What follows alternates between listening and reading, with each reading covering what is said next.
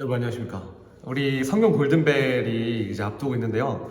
우리 범위는 마태복음과 마가복음인데 우리가 같이 문제를 풀면서 좀 어려운 문제들, 그 배경 지식이 필요한 문제들을 이제 목사님과 한빈 전사님 같이 풀어주려고 하거든요. 근데 목사님은 1번부터 50번까지 맡았고 한빈 전사님이 51번부터 나머지 102번까지 문제를 맡았는데 목사님은 1번부터 50번까지 중에서 10개만 딱 뽑아서 우리가 같이 설명해보고 같이 문제를 보는 시간을 가져보려고 합니다. 여러분 6번 문제 한번 봐볼까요? 6번 문제. 6번에 보면은 예수라는 이름의 뜻은 무엇인가? 라고 나와 있는데요. 이거 너무 쉬운 것 같아요. 이런 문제 나오면 틀리면 안 되지. 성경 골든벨 때 만약 이런 문제 나온다. 절대 틀리면 안 돼요, 여러분. 예수라는 이름의 뜻은 그가 자기 백성을 죄에서 구원할 자. 우리가 예수님을 메시아라고 부르죠. 그것처럼 백성을 그들의 죄에서 구원할 자다. 이렇게 적으면 될 것 같습니다. 그리고 이지하죠. 그리고 두 번째로 7번 문제. 7번 문제 보면은 임마누엘의 뜻은 무엇인가? 라고 나와 있는데 여러분 임마누엘이 뭐예요? 임마누엘 하나님이 우리와 함께 하신다 라고 적으면 될 것 같습니다. 하나님이 우리와 함께 하신다 입니다. 자, 그리고 9번. 야, 이거 틀리면은 진짜 절대 안 되죠? 동방박사들이 아기 예수에게 바친 것은 여러분 세 가지가 있죠. 동방박사들이 아기 예수님께 가져온 거 세 가지. 뭐죠? 황금과 유황과 몰약. 이렇게 세 가지. 황금, 유향, 몰약. 이렇게 세 가지 적으면 될 것 같습니다. 자, 그리고 저 13번 문제 볼게요. 13번. 세례 요한에 대한 설명 중 틀린 것은 있는가? 여러분 세례 요한은 어떤 특징이 있냐면 1번에 보는 대로 낙타 털 옷을 주로 입었고 그리고 메뚜기와 석청을 먹었고 우리 3번에 본 대로 그리고 2번에 본 대로 허리에 가죽띠를 띠고 있습니다. 큰 지팡이를 들고 설교를 하진 않았죠. 그래서 세례 요한의 특징이 아닌 것은 4번이고 그리고 다섯 번째로 14번 문제. 예수님께서 40일 금식 후에 마귀에게 시험받았던 내용 세 가지를 만약에 역으로 적어보라 할 수도 있잖아요. 그럼 그 세 가지가 뭐냐면은 여러분 너무 잘 알죠. 첫 번째, 돌들이 떡이 되게 하는 것. 그리고 두 번째로 그 높은 성전에서 떨어져 보려고 하는 것. 그리고 나한테 절하면 마지막으로 마귀가 사탄이 나한테 절하면은 나한테 경배하면 이 세상의 모든 것을 주겠다라고 하는 것. 이 세 가지를 잘 정리하고 있으면 좋을 것 같습니다.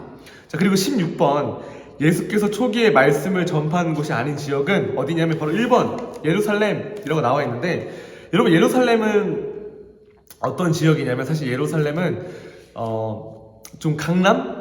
지금으로 치면 홍대와 강남 같은 스타일이에요. 그래서 예수님은 예루살렘, 사람들이 많은 예루살렘으로 가지 않으셨고 갈릴리 지역으로 가셨다라고 이해하면 너무 좋을 것 같습니다. 자, 그리고 우리 29번 문제 볼까요? 거짓 선지자를 판별할 수 있는 방법은 무엇인가? 여러분 거짓 선지자를 판별할 수 있는 방법은 그의 말이나 논리적 언행이나 이런 것들이 아니라 그의 열매, 그 사람의 행동과 그 사람의 삶에서 어떤 열매가 나타나는지 보면 될 것 같습니다. 그리고 39번. 여러분 예수님의 제자 12명. 이것은 정말 꼭 낼 거예요. 예수님의 제자 12명은 목사님이 꼭 내려고 생각하고 있는데 어떻게 풀면 좋겠냐면 목사님이 지금 이제 글씨를 적을 수는 없지만 이렇게 적으면 좋을 것 같아요. 앞글자만 따가지고 베안, 세아요, 빌바도마, 알야다, 가시가요 이렇게 외우면 좋을 것 같아요. 앞글자만 따서 이 앞글자만 따는 거를 우리가 두 문자 암기법이라고 하거든요. 앞글자 다시 써보면은 베안, 세아요 이렇게 베안, 세아요 그 다음에 빌바도마 그 다음에 알야다, 가시가요 이렇게. 그러니까 베안, 세아요는 뭐냐면은 베드로 그죠? 안드레 그 다음에 세베대 아들 야고보 요한 이렇게 베안 세야요 앞글자 따면 좋을 것 같아요. 베안 세야요 베드로 안드레 세베대 아들 야고보 세야 요는 요한 빌바도마 빌립 바돌로메 도 빌바도마일 때 도는 도마 마는 마태 이렇게 빌바도마 그 다음에 마지막으로 알야다 가시가요 하면은 알야 알페오의 아들 야고보거든요. 알페오의 아들 야고보 그 다음에 다데오 알야다 가시가유 할 때 가나나인 시몬 그 다음에 가룟 유다 이렇게 하면 좋을 것 같아요. 가나나인 시몬 그 다음에 가룟 유다 이렇게 베안 세아요 빌바도마 알야다 가시가요 이렇게 외워주면 좋을 것 같습니다. 예수님의 제자 12명은 꼭 문제로 내도록 할게요. 자, 그리고 9번 제자들이 안식일에 이삭을 잘라 먹는 것을 바리새인들이 책망하자 예수님은 어떤 예화를 들어 바리새인의 비난에 반박하였는가? 이것은 1번 다윗이 성전에 진설병을 먹었던 행위인데 다윗이 이제 사울 왕이 이제 다윗을 잡으러 와요. 근데 다윗이 도망가기 위해서 이제 아히멜렉 제사장에게 찾아오는데, 이제 아히멜렉 제사장이 이제 거짓말하는 다윗에게 이제 그 진설병을 나누어 주는 그런 장면이 있습니다. 그래서 사실 예수님이 이 다윗이 성전에 진설병을 먹었던 행위를 통해서 알려주고 싶었던 것은 뭐냐면은 그 율법의 핵심이 누군가를 정죄하는 것이 아니라 성결하게 사는 것, 그 생명을 살리는 일에 쓰여야 한다는 것을 보여주기 위해서 예수님이 이 다윗의 예를 들고 있다라고 보면 좋을 것 같습니다.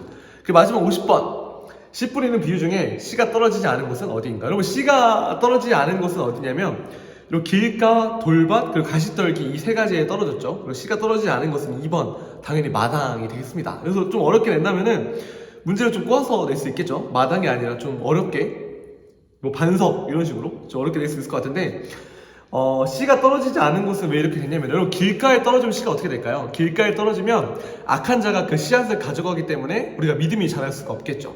그리고 돌밭에 떨어지면 이제 뿌리를 내릴 수 있으나 뿌리를 깊게 내리지 못하기 때문에 어떤 환난이나 박해 가운데에서 예수님을 떠날 수밖에 없다라는 것입니다. 그리고 마지막으로 그 가시떨기에 떨어지면은 어떻게 되냐면, 가시떨기에 이제 떨어져서 이제 뿌리가 깊게 박히려고 하는데 가시가 자꾸 나를 찌르는 거죠. 세상의 유혹들이 자꾸 나를 찌르기 때문에 하나님을 온전히 의지하지 못하고 세상으로 다시금 돌아갈 수밖에 없다라고 설명하면 좋을 것 같습니다. 여러분, 이렇게 10가지 문제 설명을 마치도록 하겠는데요. 여러분, 이 100가지, 102가지 문제 좀 많을 수 있거든요. 그래서 좀 열심히 공부해서 우리가 성경 골든벨 때 좋은 성적을 냈으면 좋겠습니다. 여러분, 한번 잘할 수 있죠? 파이팅! 파이팅 한번 외쳐볼까요? 하나, 둘, 셋, 파이팅!